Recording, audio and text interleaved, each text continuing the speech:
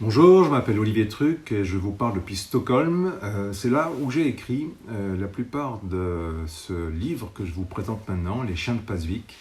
Les Chiens de Pasvik, c'est quatrième enquête de la police des Rennes. On va retrouver donc Clémette et Nina et ça sort le 11 mars 2021, évidemment aux éditions Métayer.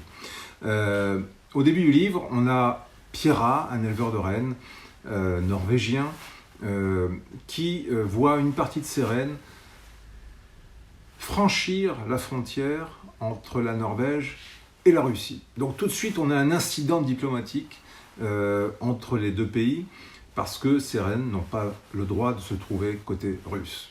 Donc interviennent la police des rennes, interviennent le commissariat à la frontière. Tiens, on va retrouver peut-être là, entre Clémette et Nina, des choses qui vont se passer déjà. Mais bon, je vous en dis pas plus. Et ensuite, de l'autre côté, les gardes frontières du FSB, les Russes, là, les méchants. Boum.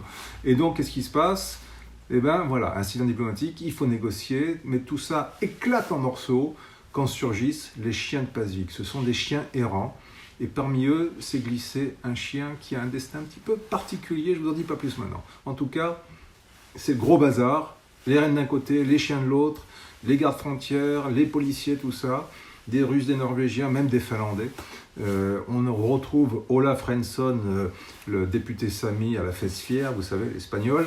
Et puis Clémette et Nina, toujours avec leurs histoires à eux. Clémette qui se débat avec son identité Sami, Nina avec son père, c'est toujours pas réglé tout ça.